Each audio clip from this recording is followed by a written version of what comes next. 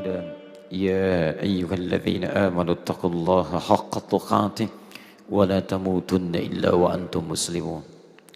Saudara-saudariku, terkhusus para alim ulama, para tuan guru dan ikhwas sekalian, mirsa Khair TV dimanapun anda berada, alhamdulillah, di antara sekian hamba yang diberikan kesempatan untuk hidup di hari ini, kita yang masih dipilih oleh Allah Subhanahu wa taala untuk mendapatkan nikmat iman yang kita buktikan dengan menunaikan amal saleh, terkhusus menunaikan ibadah salat dengan menunaikan salat subuh berjamaah di masjid ini.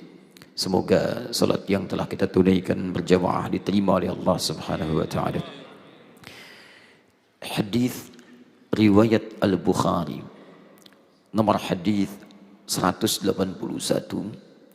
diriwayatkan oleh sahabat bernama Jundub bin Junada, berasal dari Ghifar, dikenal dengan Al-Ghifari. Kunyahnya Abu Dzar, populer dengan sebutan Abu Dzar Al-Ghifari. Beliau menyampaikan satu hadis melihat kebiasaan Nabi sallallahu alaihi wasallam. Faqala indama istayqadha Rasulullah sallallahu alaihi wasallam bima ma'na, setiap kali Rasulullah SAW bangun dari tidurnya, faqala, maka beliau berdoa, alhamdulillahilladzi ahyana ba'dama amatana wa ilaihi nusyur. Alhamdulillahilladzi ahyana, segala puji bagimu ya Allah, saya bersyukur, terima kasih yang telah memberikan saya kesempatan hidup, ba'dama amatana, setelah engkau tahan sementara nyawa kami. Jadi ada amata, ada ba'dama amata. Kalau amata itu artinya mewafatkan, selesai hidupnya. Tapi kalau diawali dengan kalimat ba'dama, itu artinya sementara ditahan. Ditahan sementara, diberikan lagi kesempatan untuk hidup. Kita menyampaikan pada Allah, ya Allah, mudah bagimu untuk mewafatkan kami dalam tidur. Tapi dengan nikmat darimu, engkau berikan kami kesempatan kembali untuk hidup sesuai dengan ajal yang telah engkau tetapkan. Quran surah ke-7 ayat 34. Walikulli ummatin ajal. Setiap umat memiliki batas waktu kehidupannya. Fa idza jaa ajaluhum la yastakhiruna sa'atan wa la yastaqdimun. Kalau sudah sampai pada batasnya, maka tidak ada lagi kesempatan untuk dimajukan atau dimundurkan. Tapi ingat baik-baik pesan ini. Nabi mengajarkan pada kita, setiap diberikan kesempatan kembali untuk hidup, wa ilaihin nusyur, maka kita berkomitmen pada Allah, wa ilaihin nusyur. Nusyur itu dari kata nasyara, yansyuru nashran, sifatnya nusyura. Nusyur itu artinya terpencar untuk kembali membawa bekal, menyebar untuk kembali membawa bekal. Jadi kalau anda yang tinggal di Lombok menyebar misalnya, ada yang ke Jakarta, ada yang ke Sumatera, ada yang ke Bali dan sekitarannya, anda akan membawa bekal untuk balik lagi ke Lombok dengan bekal-bekal yang cukup banyak membuat anda hidup tentram. Itu artinya disebut dengan nasyara. Nasyara ahlu Lombok kharijal bilad liya'udu mazidan mathalan minat tazawud. Menyebar orang-orang Lombok keluar untuk pulang kembali membawa bekal yang berlimpah. Sifatnya disebut dengan nusyur. Nah, anda setiap bangun berjanji, wa ilaihin nusyur, kami sekarang akan menyebar, beraktivitas di muka bumi untuk mencari bekal terbaik sebelum kembali kepadamu ya Allah. Di setiap anda mengucapkan doa ini, anda berjanji kepada Allah bahwa di hari itu anda akan lebih baik daripada di hari sebelumnya. Karena anda akan cari bekal. Jadi mohon maaf, ketika kita bangun, mata kita mulai melihat. Bagaimana caranya sekarang kita diberikan kesempatan hidup di hari ini, mata kita cari bekal untuk kita pulang menghadap Allah Subhanahu wa taala. Karena itu orang beriman yang baik, dia tidak akan pernah menggunakan matanya dalam rangka mencari bekal menuju Allah dengan melihat segala hal yang tidak diridhai oleh Allah Subhanahu wa taala. Ingat, mata kita akan ditanya.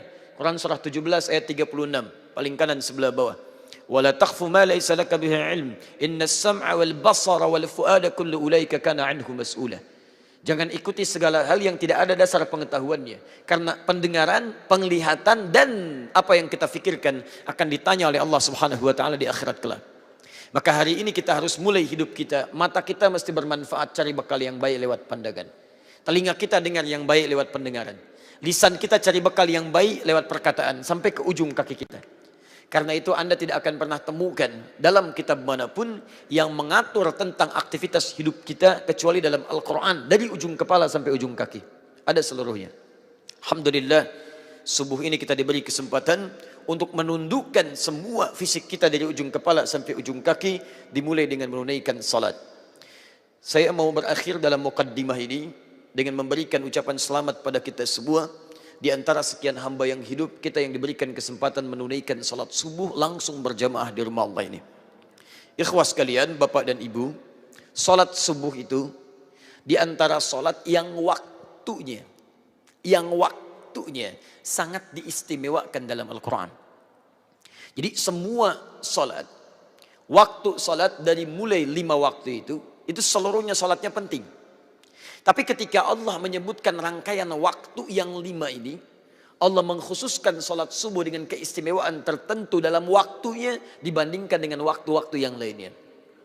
Quran surah ke-17 Al-Isra ayat 78, paling kiri sebelah atas. Aqimis salata liduluki syamsi ila ghasaqil laili wa qur'anal fajr. Inna qur'anal fajri kana mashhuda. Perhatikan kalimatnya. Aqimis salata liduluki syamsi. Tunaikan salat dengan benar. Lihat cara menerjemahkan ya. Tunaikan salat dengan benar sesuai dengan petunjuk aturannya. Ingat ada alif lam di sini. Hampir seluruh kalimat salat dalam Al-Quran yang bermakna ibadah itu menggunakan alif lam.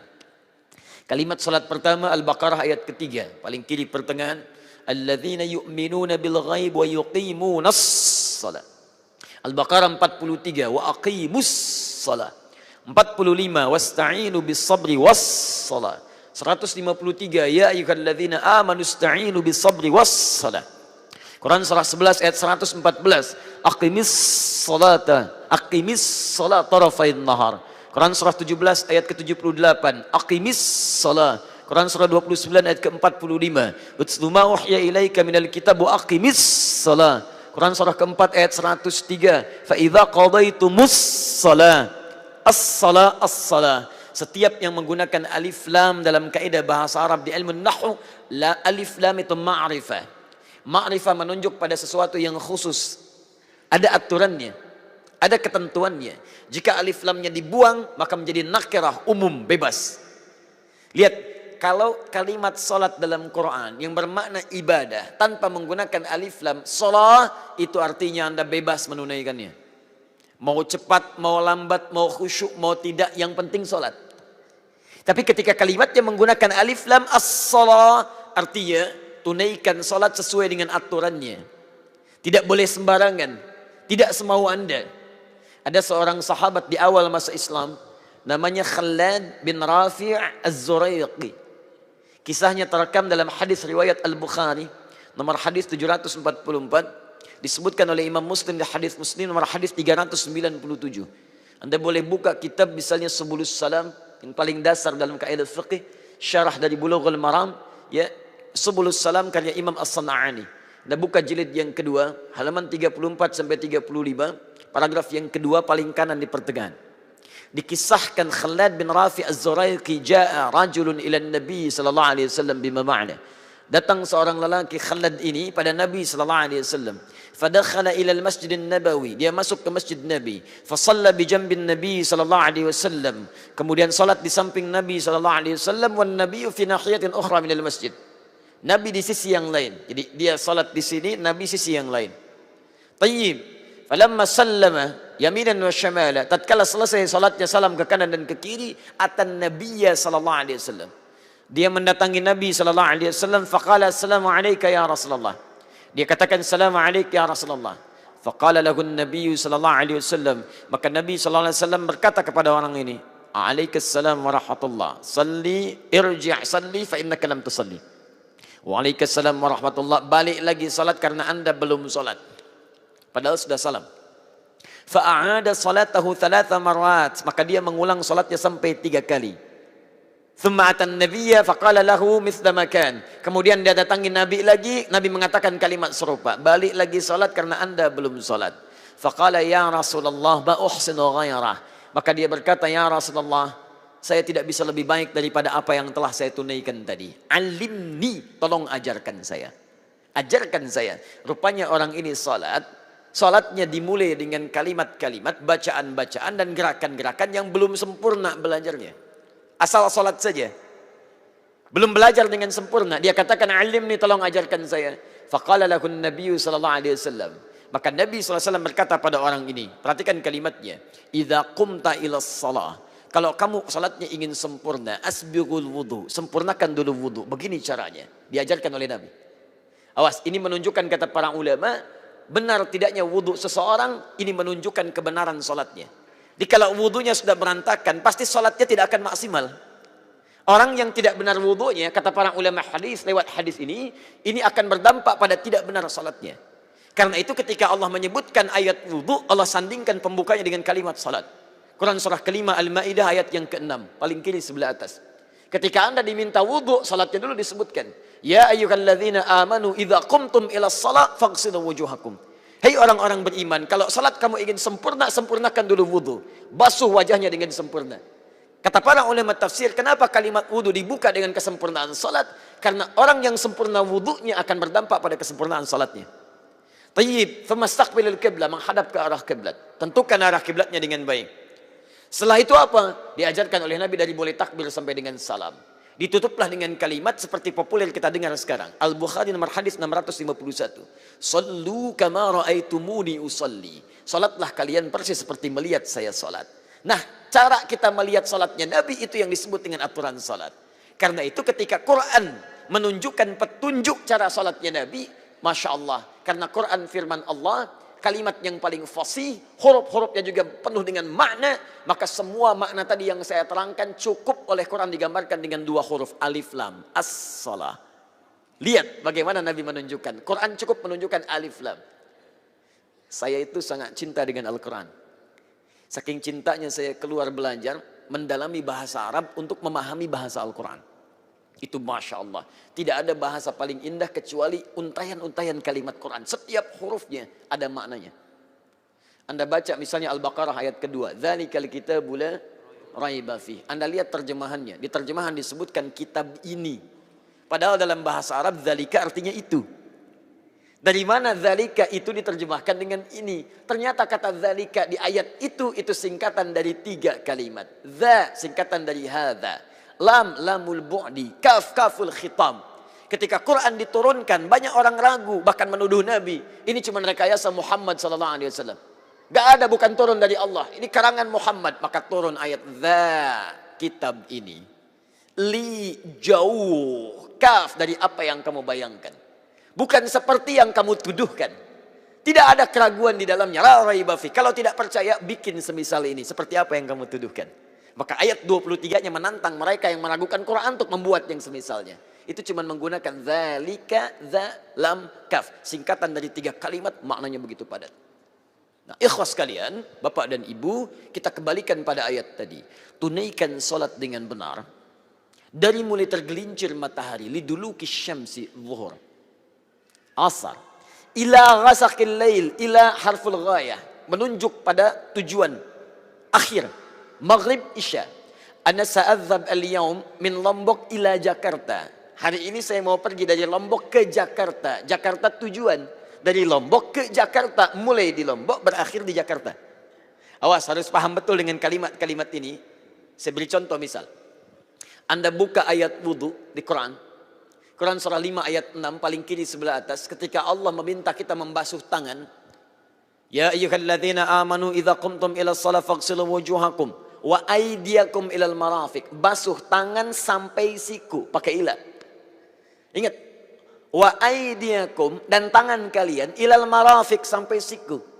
Ini saya kasih rahasia subuh ini. Mohon izin saya berdiri. Jadi indahnya bahasa Quran dan hadis itu. Kalau meminta kita ibadah itu selalu menggunakan kalimat yang detil. Ini apa? Tangan. Tangan itu bahasa Arabnya yadun, jamaknya aidi. Disebut tangan dari ujung sini, jari, sampai sini. Tapi dalam bahasa Arab punya perincian, ini disebut kaf namanya, kafun. Yang ini rusghun, pergelangan. Yang ini sa'id. Yang ini mirfaq, jamannya marafik. Yang ini katif. Jadi kalau saya sebut iyad, itu dari ujung jari sampai sini. Tapi perhatikan dalam ibadah. Setiap meminta kita ibadah, itu detil disebutkan mana yang harus digunakan. Contoh, An-Nasai nomor hadis 886. Ketika Anda takbir, kata Nabi, letakkan tangan yang kanan di punggung yang kiri. Ketika menyebut tangan, kaf ini. Jadi yang ini telapak bertemu dengan telapak, seperti ini. Dengan punggung. Ya. Dan langsung, fawada'a, fa itu huruf cepat, harfu atfin. Ya, yarbitu baina syai'aini bila hudud. Huruf perangkai di antara dua peristiwa tanpa jeda. Jadi begitu takbir langsung letakkan telapak kanan bertemu dengan ini punggung. Atau ini pergelangan bertemu dengan pergelangan. Jadi begitu takbir Allahu Akbar begini. Tidak usah diukur dulu. Allah ya, ukur langsung. Sa'id ini. Tapi ketika wudu, lihat baik-baik, tangan sampai siku, marafik jamak dari mirfaq. Jadi kalau kita runut kepada makna ayatnya, maaf ya, saya tidak bermaksud menyalahkan, tapi mengembalikan kepada makna asal. Ketika menggunakan ila, artinya yang dibasuh dari tangan sampai sini, bukan dari siku ke bawah. Jadi kalau Anda buka keran, kadang-kadang Anda wudu, ada sementara yang wudunya seperti ini, ya, dibuka kerannya, sikunya dibasuh ke bawah. Kalau kita lihat ayatnya, kata ayatnya ila, jadi siku itu terakhir, ambil airnya, tumpahkan ke sini sampai ke siku. Ambil lagi balikan, ambil lagi seperti ini. Jadi bukan seperti ini, sikunya dibasuh sampai ke bawah. Karena ayatnya menunjukkan harful ghayah dari tangan ke siku, bukan dari siku ke tangan. Nanti dari hikmatul wudu ada pembahasan khusus. Kenapa dibasuh dari sini, bukan dari sini. Nanti ada pembahasan tersendiri di situ, kecuali kalau ditanyakan saya bahas nanti. Kembalikan, lihat sini.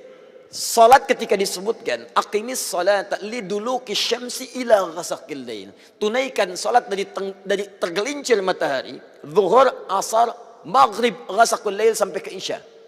Perhatikan baik-baik. Ketika menyebutkan fajar, subuh, ternyata tiba-tiba diberikan kalimat terakhir wa Qur'anal fajr. Dan Qur'anal fajri, subuh. Kenapa subuh kalimatnya diakhirkan di sini? Dan yang paling menarik menggunakan huruf waw. Kalau yang 4 zuhur, asar, maghrib, isya, itu yang disebutkan isyarat salatnya. Tapi ketika menyebutkan waktu subuh ditambah oleh Allah menggunakan huruf waw, wa harfu atfin wa ziyadah. Huruf ataf perangkai plus memberikan tambahan. Kemudian disebutkan kalimat Qur'annya. Padahal bisa Allah mengatakan begini, aqimis salata liduluki syamsi ila ghasaqil laili wal fajri. Tapi ditambahkan kalimat Quran untuk menunjuk keistimewaan di waktu fajar. Lihat baik-baik. Kalau tanpa menggunakan kalimat Quran, itu berarti nilainya sama dengan yang lain, hanya sholatnya saja. Tapi ketika ditambah dengan kalimat Quran, Quran al-fajri, di dalam Al-Quran ada 2 jenis kata Quran. Ada yang menggunakan alif lam, ada yang tidak menggunakan kata alif lam. Kalau yang menggunakan alif lam, contoh Quran surah kedua Al-Baqarah ayat 185, paling kiri pertengahan. Syahrul Ramadan alladzi unzila fihil Quran. Ada alif lamnya. Itu artinya kalamullah al-munazzal ala Rasulillah sallallahu alaihi wasallam, firman Allah yang diturunkan pada Rasulullah sallallahu alaihi wasallam dari Al-Fatihah sampai An-Nas menggunakan alif lam. Tapi kalau tidak menggunakan alif lam, Quran itu artinya semua jenis bacaan yang mampu dibacakan. Al-Qurannya, doanya, istighfarnya, kalimat thayyibahnya. Semua bacaan yang kita mohonkan kepada Allah itu disebut secara umum kalimatnya dengan satu kata, Quran. Keistimewaan waktu subuh, waktu fajar, bukan hanya sholatnya yang penting. Semua bacaan-bacaan kita, istighfarnya, doanya, permohonannya, kalimat thayyibahnya, itu langsung dipersaksikan oleh Allah Subhanahu wa ta'ala. Bukan cuma oleh Allah, lihat kalimatnya. Inna Qur'an al-fajri kana mashhuda. Setiap bacaan-bacaan di waktu fajar langsung disaksikan. Kata Nabi, bukan hanya Allah yang langsung menyaksikan, tapi inna malaikatal laili wa malaikatan nahari tajtami'u fil salatil fajri. Seluruh malaikat siang dan seluruh malaikat malam berkumpul keseluruhannya di waktu fajar untuk menyaksikan orang yang berzikir di waktu fajar.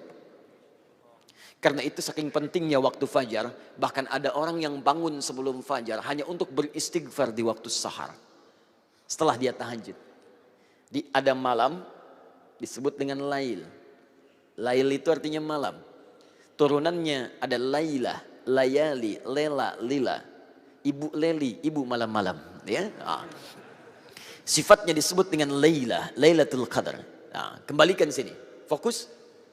Lail malam. Dari ba'da isya malam sampai ke fajar. Nah, jeda antara fajar dengan malam sekitar 30 menit. Kalau sekarang di Lombok 4.51, sekitar 30 menit ya. Kisaran misalnya 4.20 atau 4.30. Itu disebut dengan sahar namanya. Waktu singkat menjelang fajar. Jamaknya disebut dengan asharun. Asharun. Di Quran ada rahasia besar. Ada ahli surga yang dijamin oleh Allah tinggalnya nanti di taman surga. Taman surga itu termasuk tingkatan surga yang cukup tinggi. Dan yang masuk ke situ itu bisa diperkenankan oleh Allah melihat Allah langsung tanpa sekat. Tidak usah dibayangkan.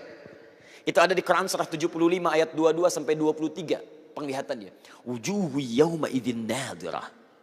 Ada orang yang saat di akhirat itu berbinar-binar wajahnya, ada cahaya, gembira dia. Bukan karena masuk surganya, ila rabbiha nadhirah, karena dia bisa melihat Rabbnya langsung pada saat itu tanpa sekat. Ketika masuk ke surga dan luar biasanya, dimasukkanlah ke taman surga. Di surga lain, level di bawahnya, itu kalau menginginkan sesuatu dilayani oleh pelayan surga. Namanya wildanun mukhalladun. Wildanun mukhalladun, Anda bacakan di surah 76 itu. Wildanun mukhalladun. Kalau perempuan dilayani oleh pangeran-pangeran surga. Laki-laki bidadari-bidadari surga. Mala ainun ra'at wala udhunun sami'at wala khatara ala qalbi bashar. Tidak pernah dilihat wajahnya, tidak pernah terdengar kisahnya, dan Anda melamun sekarang gak akan seperti itu. Jauh. Itu baru yang biasa. Anda ingin apapun diberikan yang terbaik. Tapi taman surga tidak. Allah langsung memberikan tanpa ada perantara. Innal muttaqina fi jannatin wa uyun. Quran surah ke-51 ayat 15 sampai 23. Paling kanan, atas sampai bawah. Sungguh ada sebagian orang takwa yang tinggalnya di taman surga. Akhidhina ma atahum rabbuhum. Orang-orang ini langsung mendapatkan segalanya dari Allah Subhanahu wa taala. Innahum kanu qabla dzalika muhsinin. Apa amalannya saat di dunia? Mereka itu orang-orang ihsan. Kanu qalila, ciri pertamanya. Kanu qalila minal laili ma yahja'un, ayat 17. Ciri pertamanya, mereka itu orang-orang sedikit tidurnya. Dibangun malamnya banyak, sedikit tidurnya. Ingat, kalau Quran sudah memberikan kalimat jangan ditambah, jangan dikurangi, nilainya akan berkurang. Kata Quran sedikit tidur, Anda tambah kalimatnya sedikit-sedikit tidur. Hati-hati. Nabi sedikit makan, Anda sedikit-sedikit makan misalnya. Itu nanti akan tidak berimbang. Baik ya, nanti sedikit tidur masuk ke dalam surga.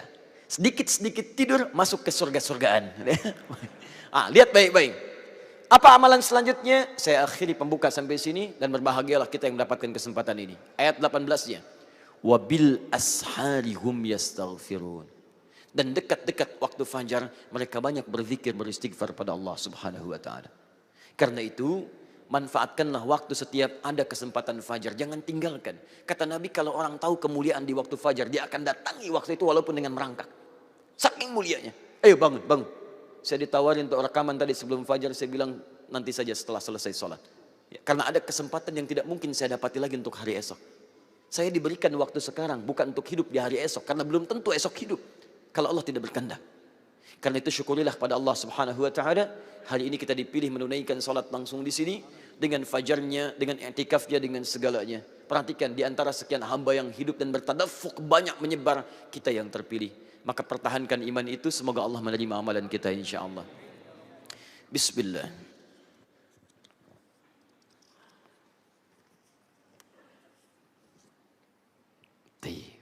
Waktu habis. Apa maksudnya? Habis ceramah atau habis pembukaan? Tayyib, saya sampaikan mukaddimahnya, silakan fadhal bila ada hal-hal yang ingin ditanyakan. Bismillah. Sampai jam berapa kita? Kita sampai isyraq Tayyib. jam 6.20. Tayyib, bismillah. Ya, baik para jemaah yang dirahmati Allah SWT, kita sampai pada sesi tanya jawab wawasan keislaman. Adapun pertanyaan bisa diberikan melalui kertas. Nanti kami menyadari tidak semua pertanyaan nanti akan bisa terjawab sampai habisnya waktu kita, di masuknya waktu isyraq jam 6.20. Maka dari itu tidak mengurangi rasa hormat kami kepada antum-antum yang bertanya kepada guru kita pada pagi hari ini. Insya Allah di lain kesempatan semoga Allah mengizinkan beliau datang kembali. Kita langsung saja masuk ke pertanyaan. Jazakumullah khair. Tanya. Bismillah. Tanya. Tidakkah kita menyerupakan diri dengan orang Yahudi, Nasrani bila kita meyakini hanya kita yang masuk surga sedangkan yang lainnya masuk neraka? Tanya. Semua orang yang memiliki kepercayaan, dia punya keyakinan bahwa keyakinan itu akan mengantarkan dia pada maslahat. Silakan cek. Kalau Anda tanyakan kepada non-muslim, dia pun akan yakin masuk surga. Anda tanyakan misalnya pada orang Nasrani, dia yakin masuk surga. Anda tanyakan kepada orang Yahudi, dia yakin masuk surga. Anda tanyakan pada diri kita sendiri, kita pun yakin kita akan masuk surga. Hanya di antara sekian keyakinan itu, kita bisa ukur mana di antara keyakinan yang membuktikan kebenaran dari apa yang diyakini. Sama, Anda ingin mengerjakan sesuatu, semua punya capaian. Tapi kan semua capaian itu bisa diukur mana yang paling benar di antara semua itu. Saya beri contoh kepada Anda misalnya. Baik, jika ada orang mengatakan 2 kali 3 sama dengan berapa? 6 misalnya. 2 kali 3 sama dengan 6. Ada yang yakin 2 kali 3 sama dengan 5. Ada yang yakin 2 kali 3 sama dengan 7. Ada yang yakin 2 kali 3 sama dengan 6. Bagaimana membuktikan keyakinan ini? Mana yang paling benar di antara yang 3 ini? Maka perlu diuji dari semua keyakinan itu untuk menentukan mana yang paling benar dari semua apa yang diyakini itu. Baik, mari kita buktikan misalnya. Dari semua apa yang tadi diyakini, kita mesti bedakan. Ini ada 2 pertanyaan. Apakah ketika kita akan yakin masuk surga termasuk tasyabbuh? Yang kedua, bagaimana menguji keyakinan antara yang paling benar sehingga iman kita yakin terhadap apa yang kita yakini. Baik, saya mulai dari yang kedua dulu. Quran surah ketiga Ali Imran ayat 19, paling kiri sebelah atas. Innad dina indallahil Islam. Sungguh jika ada pun segala hal yang diyakini disebut dengan agama, din, maka yang paling benar kata Allah, yang saya ridhai hanya Islam. Islam, mutlak, itu keyakinan kita. Ketika Allah menyebutkan yang paling benar Islam, bukan hanya menerangkan Islam benar, tapi menurunkan pemahaman-pemahaman supaya yakin cuma Islam yang benar, bukan yang lainnya. Dari mana? Mari kita uji. Dan ini secara ilmiah bisa kita bahas. Jadi jangan sampai antum mengecilkan orang lain tapi tidak punya argumentasi. Quran itu ketika menjelaskan sesuatu sifatnya argumentatif. Nih keterangannya. Tapi dari keterangan ini saya tidak paksa Anda untuk meyakini apa yang saya yakini. Anda mau silahkan, saya nggak paksa, itu indahnya Quran. Buka Quran surah kedua ayat 256 paling kiri sebelah bawah. La ikraha fid din. Tidak boleh paksa orang untuk memeluk ad-din. Din yang dimaksud Islam. Quran surah 3 ayat 19. Inna dina indallahil Islam. Di dalam Islam gak boleh paksa orang. Apalagi dengan senjata gak boleh. Tembak orang, bom orang, bunuh orang, itu gak boleh, dilarang. Ya, saya pernah dengar kejadian bom Jalan Tamrin itu. Baik, setelah itu saya ke Lampung ada pertanyaan. Ustaz, apakah bom di Jalan Tamrin termasuk jihad fisabilillah? Masya Allah. Saya bilang, Pak, sependek pengetahuan saya, jihad fisabilillah itu jihad di jalan Allah, bukan di Jalan Tamrin. Ya gak beda. Kaidahnya lain. Sekarang perhatikan, kata Quran, jangan paksa orang. La ikraha fiddin, lakum dinukum waliyadin. Tapi Quran menerangkan, ketika Anda tanya dari mana taunya Islam benar yang kamu yakini, diturunkanlah variabel-variabelnya untuk membuat Anda berpikir di situ. Contoh, dari aspek ketuhanan, kan yang paling penting, paling substansial, paling esensial, yang paling kuat dalam tatanan keyakinan itu adalah aspek ketuhanan, uluhiyah. Yang membedakan satu keyakinan dengan yang lain adalah konsep ketuhanannya. Dalam Islam tidak ada yang paling jelas dibanding keyakinan lain tentang yang menjelaskan tentang ketuhanan kecuali dalam Islam. Contoh, saya berikan gambaran, mohon izin. Siapa Tuhan kita? Allah. Perhatikan baik-baik. Perhatikan, ketika Anda menyebutkan Allah, turun perintah dari Allah. Jangan cukupkan, katakan Allah. Jangan cukupkan, tapi Anda mesti punya ilmu untuk menetapkan kenapa Allah yang dianggap Tuhan. Kenapa Allah yang kita yakini sebagai Tuhan? Perhatikan, ketika Nabi ditanya oleh orang-orang kafir Quraisy pada saat itu, "Hei, man rabbuk? Man rabbuk?" Karena ketika turun ayat, "Qul a'udzu birabbin nas, qul a'udzu birabbil falaq." Rabb. Kata mereka, siapa Rabb itu? Karena ini Tuhan-Tuhan kami pun, Lata, Uzza, Manat, itu Rabb juga. Rabb kamu siapa? Turun, "Qul huwa," katakan huwa yang disebut Rabb itu Allah. Saya tulis. Allah. Ketika menyebutkan Allah, perhatikan. Quran surah 47 ayat 19. Fa'lam, Anda mesti punya ilmu. Annahu la ilaha illallah, untuk menetapkan tiada Tuhan selain Allah. Nah, sekarang lihat baik-baik ya. Dari namanya saja Allah sudah menerangkan, saking jelasnya konsep ketuhanan dalam Islam, namanya saja itu tidak ada bandingannya. Kul, katakan Muhammad, huwa Allah, dialah Rabb, itu Allah ahad, yang dari sifat namanya dia punya sifat ahad. Lihat sini. Kata Allah, kalau ada satu yang disebut Tuhan, dipertuhankan, maka ciri pertama dia mesti beda dengan makhluk. Lihat baik-baik ya. Konsep ketuhanan dalam Islam mengatakan setiap yang disebut Tuhan, yang diyakini sebagai Tuhan, itu mesti punya perbedaan dengan makhluk yang menuhankannya. Kalau Tuhan sama dengan makhluk, Khalik sama dengan makhluk, apa bedanya kemudian Khalik dengan makhluk? Di kaidah pertama, tidak boleh Allah sama dengan makhluk, Tuhan sama dengan makhluk. Kedua, tidak boleh bahkan Tuhan lebih rendah dari makhluk. Jadi kalau manusia makhluk kuat, Tuhan harus lebih kuat. Kalau makhluknya misalnya, punya kekuatan, Tuhan mesti lebih kuat dibandingkan dengan itu. Sepakat sampai sini? Nah, namanya pun mesti beda dengan makhluk. Lihat, nama Tuhan, Allah sifatnya ahad. Ada wahid, ada ahad, itu beda. Kalau wahid, satu masih mungkin ada dua. Itsnain, tsalatsa, arba'. Tapi kalau ahad, satu-satunya yang tidak ada duanya. Sekarang perhatikan baik-baik.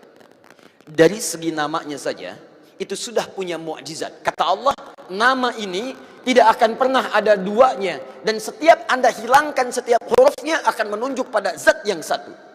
Contoh, Allah, saya hilangkan kemudian satu hamzah wasalnya. Ini baca, lillahi ma fis samawati wa ma fil ard.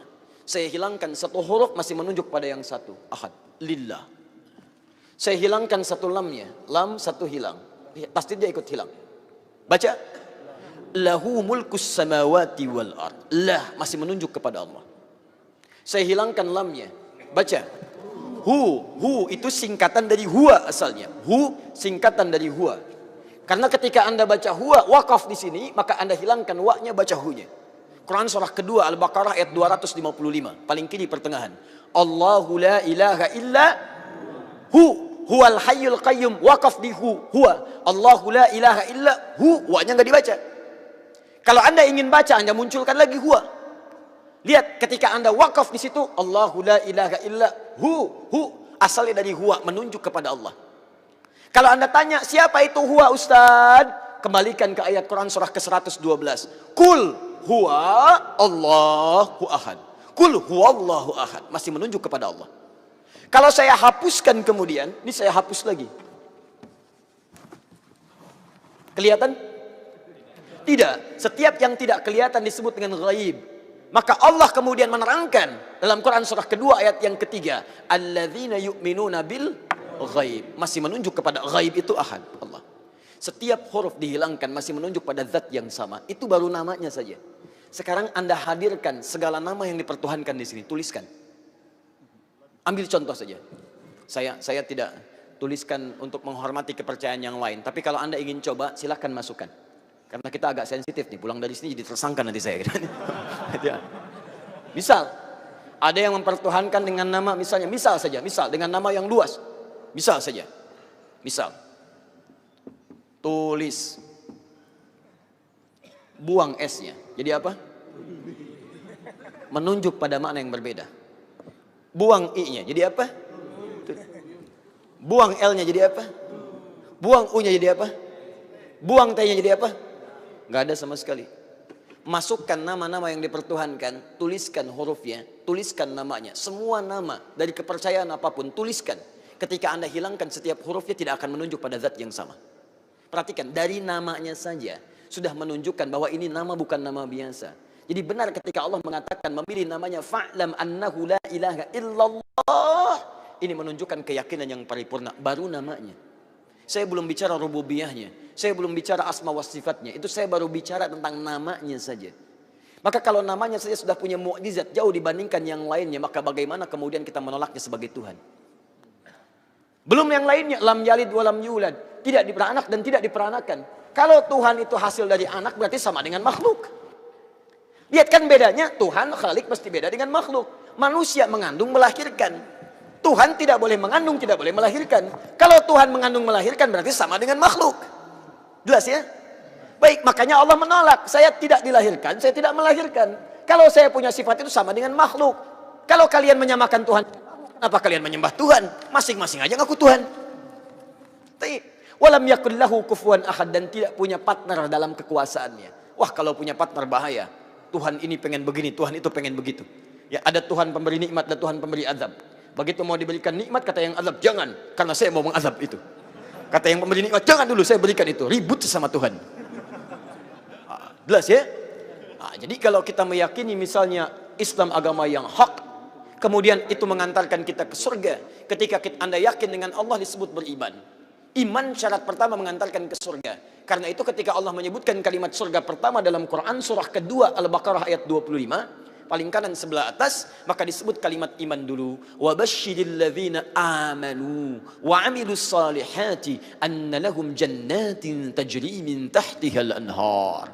Berikan kabar pada orang-orang beriman dan beramal saleh, maka mereka mendapat kesempatan untuk bisa masuk ke dalam surganya Allah yang mengalir sungai-sungai keindahan di dalamnya.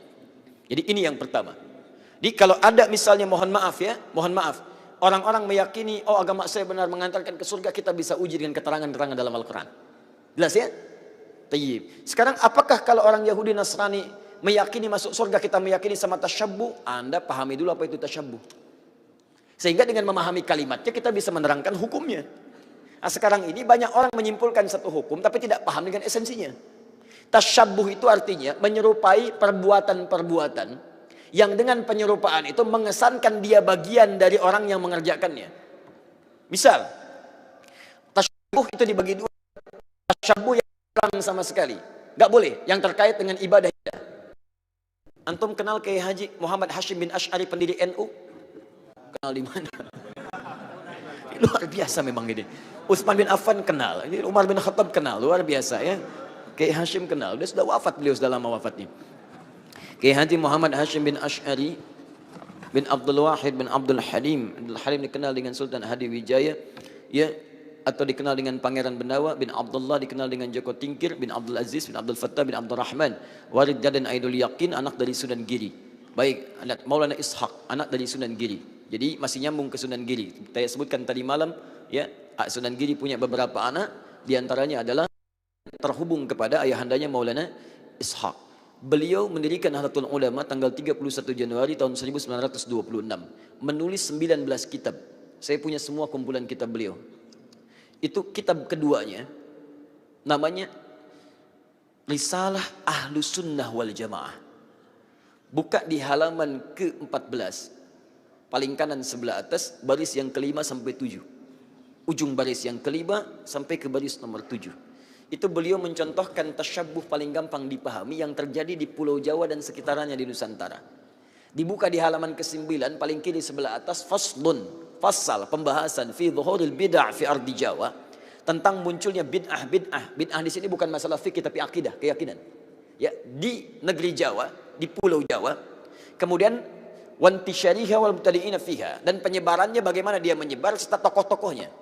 Di antara yang disebut dengan bid'ah adalah tasyabbuh fil aqaid, menyerupakan dalam keyakinan-keyakinan di pemeluk lain. Apa di antaranya kata beliau? Pada masa penjajahan dulu itu, datanglah kemudian para penjajah, plus bukan dengan penjajahan saja tapi dengan keyakinannya. Mereka membangun kanais, pusat-pusat ibadah mereka. Ya, kalau dulu yang datang itu Portugis, maka dia bangun gereja, kemudian juga Belanda datang bangun gereja. Ketika dibangun, dia kemudian mengajak dengan misi supaya orang-orang convert, pindah agama pada keyakinan mereka. Bagaimana caranya? Salah satunya dengan tasyabbuh. Mengajak kemudian dengan pakaian-pakaian, ya, ciri khas, pakai topi-topi khusus, pakaian-pakaian khusus dengan pakaian yang dipakai mereka untuk ibadah. Ada lagi yang memberikan biskuit, ada yang memberikan makanan macam-macam. Kata beliau, memberikan fatwa pada saat itu, siapa yang bertasyabbuh mengenakan pakaian bizayyihim, pakaian-pakaian khas mereka. Misal, maaf, ya, pakaian topinya dipakai. Kemudian misalnya menggunakan pakaian-pakaian tertentu yang memang digunakan untuk kepentingan ibadah agama tertentu, maka beliau hukumi yang seperti itu tasyabbuh bil kufri fahuwa kafirun wa haramun. Yang seperti itu dihukumi dengan haram. Tasyabbuh itu artinya menyerupakan dari perbuatan yang dengan perbuatan itu menunjukkan pola ibadah tertentu, pola keyakinan tertentu yang dilarang dalam Islam. Jelas? Ada orang beda kepercayaan dengan kita, dia mengenakan pakaian, tak ikuti pakaian itu disebut tasyabbuh yang dilarang. Ada orang punya kebiasaan, misal ada ulang tahun, tiup lilin. Tiup lilinnya, ditiup-tiup nggak mati-mati, ya masya Allah. Karena lilin ditutup dengan gelas, ya kan, masya Allah. Tayyib, bisa nggak mati-mati, tiup. Nah itu kebudayaan yang dilarang. Valentine misalnya kan, Valentine, 17 Februari, kebudayaan datang dari luar, ya bertentangan dengan nilai agama, merusak akidah, muncul banyak yang haram di situ, ikhtilat di antara remaja, haram. Anda ikuti tasyabbuh dengan itu, haram hukumnya. Itu yang disebut tasyabbuh. Ya, tapi kalau tasyabbuh dalam muamalah yang dibenarkan itu gak ada masalah. Misal orang Yahudi pakai pesawat, kita pakai pesawat itu gak ada masalah. Ya jangan diserupakan. Pesawat, Yahudi pakai pesawat, saya pakai pesawat, haram. Masya Allah. Tiba-tiba datang panggilan haji, menunaikan ibadah haji. Baik, hei siap berangkat besok haji, masya Allah siap. Pakai apa? Pesawat, haram ah. Mau pakai apa? Kuda aja. Wow, bagaimana pakai kuda dari Lombok ke Mekah? Susah. Ya, itu handphone. Orang Nasrani pakai handphone, antum pakai handphone. Ya jadi jangan diserupakan. Oh, Nasrani handphone, saya pakai handphone, berarti haram. Tidak. Ya, Anda boleh gunakan itu ketika mereka menggunakan, Anda gunakan. Cuma perbedaannya bagaimana cara Anda menggunakan itu. Mereka gunakan misalnya untuk keyakinan mereka, Anda gunakan untuk keyakinan Anda. Update waktu sholat, masukkan program Quran di dalamnya. Ada yang sifatnya serupa, dia nelpon, Anda nelpon, itu bukan tasyabbuh. Karena itu pola umum dalam kehidupan. Dia bicara, Anda bicara. Dia makan, Anda makan. Itu bukan tasyabbuh. Cuma perbedaannya apa yang Anda makan, apa yang mereka makan. Bagaimana cara mencari makanan, bagaimana cara mereka mencari makanan. Itu yang membedakan antara mereka dengan kita. Makanya orang beriman ketika mencari makan pun disebut kalimat imannya dulu. Quran surah kedua ayat 172, paling kiri sebelah atas. Ya ayyuhalladzina amanu kulu min thayyibati ma razaqnakum. Hei orang-orang beriman, silahkan cari makan dari apa ya rezeki yang telah kami tetapkan. Di orang beriman itu mau cari makan pun imannya disebutkan. Dan halalnya dibuang. Lihat. Ketika Allah menyebutkan manusia secara umum, kalimat halalnya muncul. Quran surah kedua ayat 168, paling kanan sebelah bawah. Ya ayyuhan nasu kulu mimma fil ardi halalan thayyiba.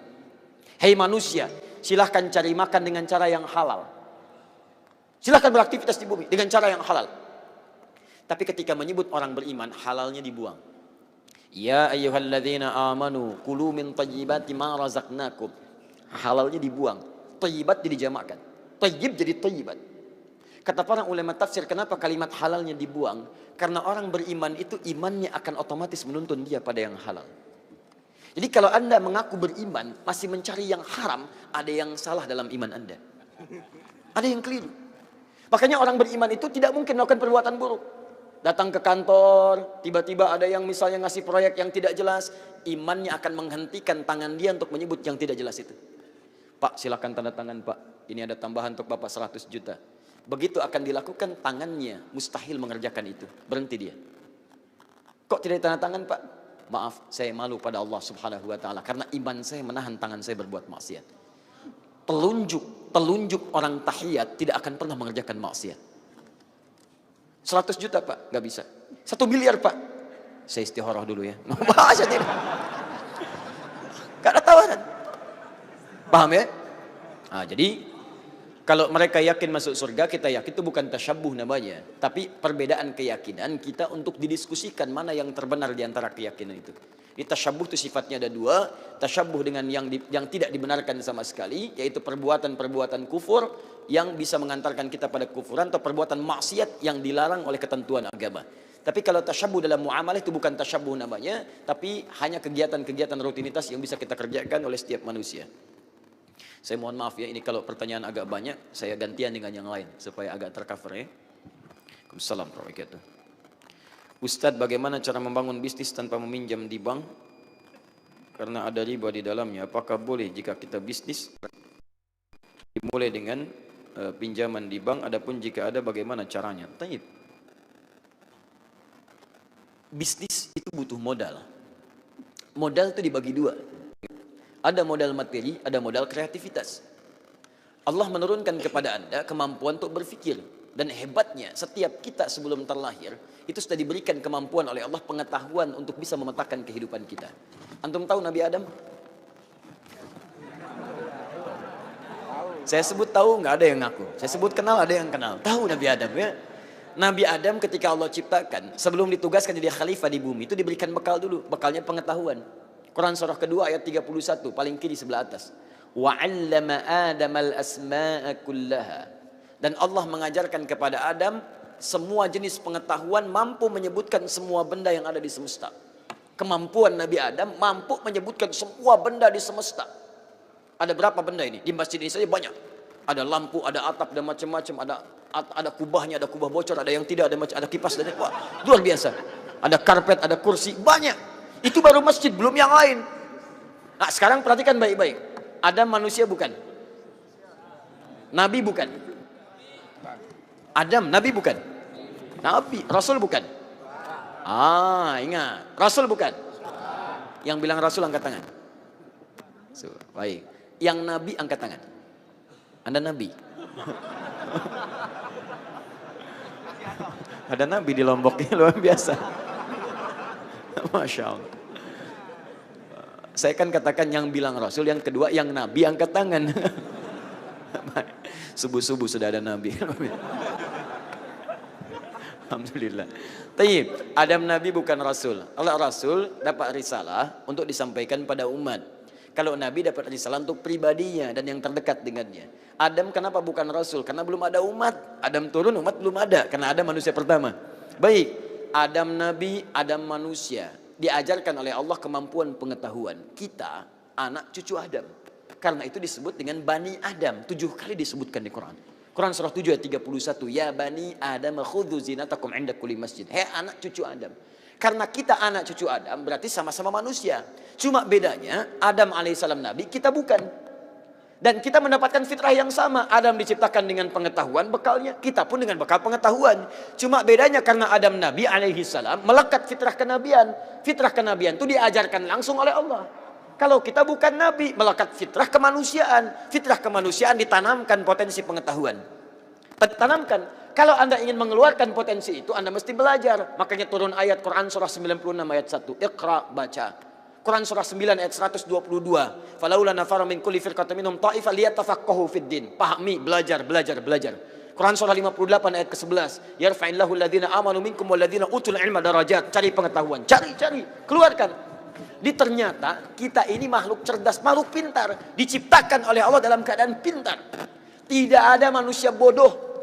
Saya dapatkan hasil research dari Eropa. Ternyata yang terbaru sekarang bahkan dari Amerika, dari California, ada research dari Universitas California bahwa manusia itu paling minimal, paling kecil kemampuan otaknya 100 juta gigabyte.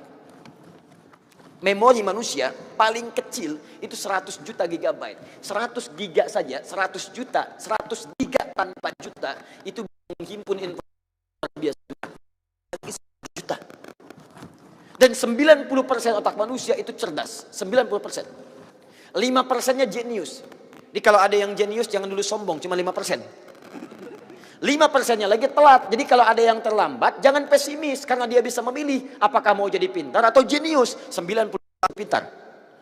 Jadi pintar itu anugerah, bodoh itu pilihan. Balik ke sini. Bagaimana cara menggunakan akal kita dalam teori bisnis tadi turun banyak ayat. Silahkan Anda bisa gunakan modal. Modal ada 2. Pertama modal materi. Kalau harta Anda cukup Anda boleh gunakan itu. Misal saya mau bisnis ukur. Bisnis apa? Apa yang mau Anda raih? Kemampuannya di mana? Turunkan dulu perangkatnya. Jangan ujuk-ujuk ada anganan. Angan begini, angan begitu. Tapi kemampuan tidak ada. Ukur. Bagaimana kemampuan mengerjakannya, apa objeknya, bagaimana pembagian waktunya, bagaimana kapasitasnya, turunkan apa modal yang saya miliki. Anda ingin mendapatkan misalnya, objek bisnis, nilainya 50 juta. Perangkat untuk mencapai ini lihat dulu. Bagaimana dari segi waktunya, bagaimana dari segi tempatnya, bagaimana dari segi perangkatnya, kebutuhannya, siapa yang menggunakannya, siapa kemudian yang perangkat untuk bisa mewujudkan ini. Timnya seperti apa? Biayanya bagaimana?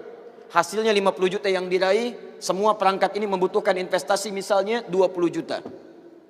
Dapat 50 juta, keuntungan 30 juta. Modal yang dipunya berapa? Modal yang dipunya misalnya cuma 5 juta, maka tidak cukup bisa menggunakan 20 juta ini. Kemana solusinya? Baik, Anda bisa gunakan 2 cara di sini. Kalau sekiranya modal tidak cukup untuk ini, maka ada cara yang pertama, cara kreativitas. Anda bisa rangkul yang lain. Anda mau buka koperasi misalnya, nggak harus ada modal langsung, 20 juta. Saya nggak dapat, koperasi jangan dulu dibuka. Tidak, Anda kumpulkan perangkat yang lain lewat wasilah-wasilah. Anda punya apa? Saya mau bikin bisnis koperasi. Bisnisnya di sini ada makanan-makanan, Masya Allah. Ayo gabung yuk. Anda bisa berikan apa? Baik, saya berikan misalnya bagian makanan A-nya. Saya sumbang mejanya. Saya berikan bagian kursinya. Saya pasang tendanya. Terafiliasi semuanya ini bersatu menjadi satu. Disebut dengan syirkah namanya. Persatuan untuk mewujudkan sesuatu. Modal berapa dihitung? Dari sini sekian, dari sini sekian, dari sini sekian. Bahkan yang 5 juta tidak dipakai karena bersinergi dengan yang lainnya, terwujud koperasi itu dihitung keuntungannya, dibagikan presentasi di situ. Itu yang digunakan oleh Abdurrahman bin Auf radhiyallahu taala anhu. Beliau itu orang paling kaya, Pak, Ibu, di Mekah. Kaya luar biasa. Masuk Islam, ketika akan hijrah ke Madinah, ketahuan masuk Islam, dirampas hartanya semua oleh orang kafir. Ambil semua. Kata orang Quraisy, kalau mau hijrah kami rampas semua. Kami tidak akan eksekusi Anda. Nggak akan kami bunuh. Silahkan berangkat. Tapi semua harta kami ambil, pergi berangkat dengan pakaian yang melekat di badan saja. Sengaja orang kafir tidak mengeksekusi untuk memberi pelajaran pada yang lain. Kalau Anda masuk Islam akan jadi fakir seperti ini, plus belum tentu selamat sampai ke Madinah. Keluarganya ditanya, kalau Anda ingin ikut suami pada istrinya, silahkan. Kami rampas semua, berangkat dengan suami dengan pakaian saja. Tapi kalau Anda pilih di Mekah tinggal, kembali kepada kepercayaan semula. Kata orang-orang kafir Quraisy, saya berikan semua harta suami, jadi orang paling kaya di kota Mekah, dan boleh menikah dengan laki-laki manapun kami fasilitasi. Saya tanya pada ibu, kalau ibu saat itu misal jadi istrinya Abdurrahman bin Auf, misal ibu pilih ikut suami jatuh fakir dan belum tentu selamat ke Madinah, atau tinggal di Mekah jadi perempuan paling kaya dan bebas memilih pemuda manapun untuk dinikahi. Anggap suami nggak hadir subuh ini, ibu pilih yang mana? 1 atau 2? Ikut suami atau tinggal di Mekah? Oh, pikir-pikir dulu. Habis waktu. Boleh tambah sedikit? Surupnya masih agak panjang ya. Sangat boleh, sangat boleh. Saya jawab pakai hadis saja. Hadisnya di At-Tirmidzi nomor hadis 586. Man sallal ghadat fi jama'ati aw fil masjid ya thumma yaqudu yadhkurullaha ta'ala thumma yusalli rak'ataini ya fakana alaihi ka ajri hajjin wa umratin. Siapa yang menunaikan salat subuh berjamaah di masjid atau berjamaah, kemudian dia berzikir, duduk berzikir, zikir ini banyak. Bisa baca Al-Quran, Quran surah 15 ayat ke-9. Bisa menghafal Quran, Quran surah ke-54 ayat ke-17, 22, 32, 40. Bisa juga dengan mengucapkan doa-doa, Quran surah ke-7 ayat 205. Bisa dengan kalimat thayyibah, Quran surah ke-4 ayat 103. Bisa dengan seperti ta'lim sekarang kita berzikir kepada Allah dengan kalimat umum di Quran surah ke-3 ayat 191. Ditafsir di Quran surah ke-9 ayat ke-122. Ya, sampai dengan bidayatul duha, di awal masa duha. Awal duha disebut dengan syuruk namanya. Pergerakannya disebut dengan isyraq. Lalu dia menunaikan salat 2 rakaat di awal duha ini. Maka fakana alaihi ka ajri hajjin wa umratin, dia mendapatkan pahala senilai haji dan umrah. Sempurna. Waktunya kurang lebih masih ada 15-20 menit ke depan. Jadi saya minta izin 10 menit tambah, boleh? Boleh tidak? Alhamdulillah. Silahkan, saya yang penting 15 menit pulang. Anda 1 jam silahkan, tidak ada masalah. Taib, lihat sini, fokus. Abdurrahman bin Auf kemudian memilih hijrah ke Madinah, istrinya memilih tinggal di Mekah. Tinggal, tidak ikut suami. Ini tidak mudah. Berangkat ke Madinah dengan modal pakaian. Sampai di Madinah, inilah indahnya persaudaraan dalam Islam. Disambut kemudian oleh orang Madinah. Luar biasa. Mereka menolong para sahabat-sahabatnya. Sampai yang mereka miliki pun diberikan. Sifat menolong dengan memberikan apa yang dibutuhkan disebut dengan nasir. Jamaknya disebut ansar, karena itu disebut mereka ansar. Turun Quran surah ke-59 ayat 9 sampai 10, paling kanan di pertengahan, agak sedikit ke bawah. Wa yu'thiruna ala anfusihim walau kana bihim khasasah. Yang haus disambut dengan minuman, yang lapar disambut dengan makanan. Abdurrahman bin Auf, orang paling kaya, jatuh fakir, disambut oleh orang paling kaya di Madinah. Perhatikan kata-katanya. Akhil karim, sami'tu annaka kunta ghaniyan, bima makna. Saudaraku yang mulia, saya dengar Anda sebelumnya kaya. Jatuh fakir. Kalau ingin kaya lagi, khudh nisfa mali, ambil setengah kekayaan saya. Karena beliau tahu orang yang terbiasa kaya, gaya hidupnya beda dengan orang yang kemudian buat jadi fakir. Silahkan, lihat. Dalam rumus fisika itu ada namanya persamaan gaya. F1 sama dengan F2. Gaya gerak sama dengan gaya dorong. Apa yang digerak, apa yang keluar, itu yang masuk. Saya pukul ringan, bunyinya kecil. Saya pukul kencang, bunyinya kencang. Dalam harta begitu. Maaf, gaya orang yang hartanya cukup banyak, keluarnya beda dengan gaya orang yang hartanya cukup. Anda datang ke sini naik angkot, maka gayanya tawadu. Begitu turun, nunduk, sedekah. Anda pakai mobil pribadi, keluar, beda lain. Tapi masalahnya, hukum gaya, persamaan Pascalnya menyebutkan F berbanding lurus dengan P. Gaya berbanding lurus dengan tekanan. Jadi semakin banyak gaya, semakin tertekan hidupnya. Itu masalahnya. Makanya tidak sedikit orang penuh dengan gaya dalam hidup, begitu harta berkurang, gaya tidak kurang. Dan mati harta itu lebih mudah dibandingkan mati gaya. Itu yang repot, begitu gayanya tidak mati, muncul harta sudah tidak ada, gaya masih banyak. Akhirnya penuh dengan tekanan hidupnya, jadi masalah. Dikira orang ini sahabat mulia itu demikian, padahal dia sudah mendapatkan pendidikan dari Nabi. Lihat, akhil karim, saya dengar Anda tadinya kaya jatuh fakir, ambil setengah harta saya. Saya dengar Anda ditinggalkan istri dan keluarga. Kalau ingin menikah lagi, pilih perempuan paling cantik di Madinah, saya fasilitasi untuk pernikahannya. Gantian Bu ya, gantian. Kalau antum yang ikhwan, dalam situasi Abdurrahman bin Auf seperti itu, diberikan pilihan, ambil setengah harta saya. Silakan menikah dengan penduduk Madinah yang paling cantik, pilih, saya fasilitasi pernikahan itu. Saya tanya pada antum, antum terima atau tidak ditolak sama sekali? Hah? Ayo pilih. Saya sudah punya keyakinan karena belum saya tanya sudah bilang siap. Inilah bedanya sahabat dengan yang bukan sahabat. Sahabat Nabi ketika mendapat tawaran seperti itu, karena telah mendapat pembekalan dari Nabi, sepanjang punya kemampuan jangan gantungkan diri kita pada orang lain. Tawakkal ala Allah. Ikhtiar dulu. Kata beliau, ditanya 2, jawab 2. Jazakallah khair. 5 makna. Semoga Allah berikan pahala melimpah pada Anda. Arini ainal aswaq. Cukup tunjukkan pada saya di mana pusat bisnisnya. Di mana pusat bisnisnya. Beliau ini seorang pebisnis, pengusaha, pedagang. Tahu cara bisnis. Apa yang dilakukan ketika ditunjukkan pasarnya, disitulah beliau berusaha. Modal tidak ada. Lihat, modalnya tidak ada. Tapi menggunakan modal pengetahuan. Cari kemudian jadi penyalur kambing. Gak punya duit buat beli kambing, tapi cari orang yang punya kambing. Saya pasarkan ya. Masya Allah, ambil kambing, pasarkan. Dengan metode yang pernah Nabi ajarkan. 3 bulan, jadi orang paling kaya nomor 3 di Madinah. Modalnya tidak minjam sana sini. Padahal pinjaman ada, orang Yahudi banyak. Dengan segala riba yang ada di dalamnya. Tidak minjam. Ambil kambing, salurkan. 3 bulan, kambingnya sudah punya luar biasa banyaknya. Ada yang mengatakan luar biasa banyak sampai 10.000 ekor. Belum kemudian untanya, belum kemudian dinarnya dan sebagainya. 1 tahun jadi orang paling kaya di Madinah, hartanya saja, kapaknya tadi saya sebutkan semalam, kapaknya saya terbuat dari emas. Setahun. Dan pernah ada suasana ramai di Madinah. Allahu Akbar. Sayyidah Aisyah keluar sepeninggal Nabi SAW. Begitu keluar bertanya, suara apa itu? Orang mengatakan, itulah kafilah dagangnya Abdurrahman bin Auf. 60 ekor unta, 600 ekor unta lengkap dengan emas, berlian, segala hal yang melekat dalamnya.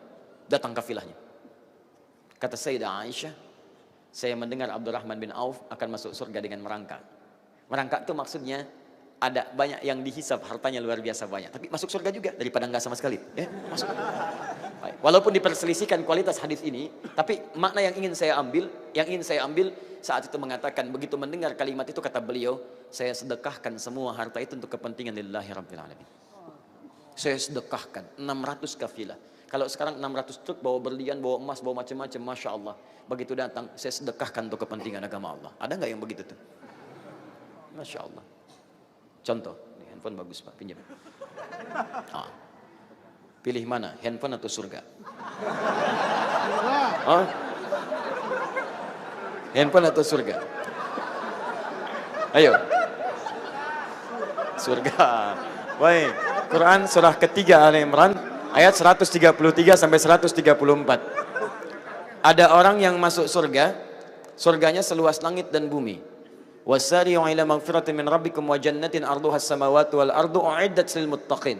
Ada orang takwa yang tinggalnya di surga seluas langit dan bumi. Apa amalannya? Amalan pertama, alladzina yunfiquna fis sarra'i wad dharra. Orang yang gemar infak baik dalam keadaan lapang ataupun sulit. Ada tawaran masuk surga seluas langit dan bumi. Baik, handphone atau surga? Surga. Masya Allah. Alhamdulillah. Pagi ini ada anak yatim dapat handphone. Ditukar dengan surga insya Allah. Surga. Udah perjanjian. Alhamdulillah ya. Jazakallah khair. Satu lumayan. Iya. Masya Allah. Gitu ya. Kalau memang sama sekali tidak memungkinkan membangun relasi, makanya coba kenalan dengan yang lain. Itu jamaah itu kan bukan cuma datang. Jamaah itu dari kata al-jam'u, duduk, berkenalan satu dengan yang lainnya, saling berikan perhatian. Di masa Nabi begitu, nggak ada orang masuk masjid kecuali kenal siapa dia. Datang, ini siapa? Ini si fulan. Butuh apa? Butuh ini, butuh. Saling bantu semuanya. Ada ahlus sufah, di situ diskusi. Di spirit jamaah itu bukan cuma datang rame-rame. Kalau cuma kumpul, jangankan Anda, tuh di lapangan bisa kumpul. Di taman bisa kumpul. Kita itu datang jamaah untuk mengenal satu dengan yang lainnya. Kumpul, datang, kenali, lihat. Situ lihat kalau ini dipraktekkan dahsyat itu. Ada mahasiswa datang ketemu dosen, konsultasi di situ. Ada orang sakit gak bisa ke rumah sakit, ketemu dokter, ke masjid, kasih obat, kasih resep. Selesai masalah. Kalau itu kita praktekkan, kuat kemudian ikatan kita. Terjalin ukhuwah Islamiyah. Itu jamaah tiap hari, setiap pekan disebut Jumat, lebih luas lagi. Ada yang dari luar kota, ada yang dari luar daerah, macam kumpul, kenalan. Makanya ketika Sulaik Al-Ghatafani dari Ghatafan datang ke masjid Nabi, begitu datang langsung duduk. Oleh Nabi ditunjuk dalam bahasa umum. Idza dakhala ahadakumul masjida fala yajlis hatta yusalli rak'atain. Kalau ada seorang masuk masjid tidak ditunjuk langsung orangnya, kalimat umum supaya tidak tersinggung orangnya. Ya, kalau ada seorang datang ke masjid ingin duduk jangan dulu duduk sampai dia salat 2 rakaat. Nah, semua ahli Madinah tahu tentang itu. Tapi Nabi menyebutkan itu untuk memberi isyarat. Ada orang datang bukan dari Madinah. Kenali siapa dia. Dia belum tahu kebiasaan kita. Coba lihat kebutuhannya. Begitu datang diketahui, Masya Allah, selesai kebutuhannya. Dikenallah dengan nama Sulaik Al-Ghatafani. Datanglah dari situ hadis tentang sholat tahiyatul masjid. Tapi yang penting dari hadis itu bukan hanya tahiyatul masjidnya, tapi membangun hubungan persaudaraan di antara kita. Silahkan cek setiap kali datang Jumat. Ironisnya makna Jumat tidak hadir di hadapan kita. Bahkan tidak kenal siapa yang duduk di samping kita. Kanan nggak kenal, kiri nggak tahu, belakang nggak tahu. Yang tahu apa? Ngantuk. Ya, dengarkan khutbah, kadang tertidur, sholat 2 rakaat pulang. Itu bukan Jumat namanya. Ada esensi yang harus kita dapatkan di situ. Jelas ya? Tapi minimal dapat handphone lah untuk ahli surga. Wah, habis waktu kita ya, habis ya. Baik, ya kawan sekalian saya mohon maaf ini karena ada agenda yang harus kita juga teruskan kembali dan kita akan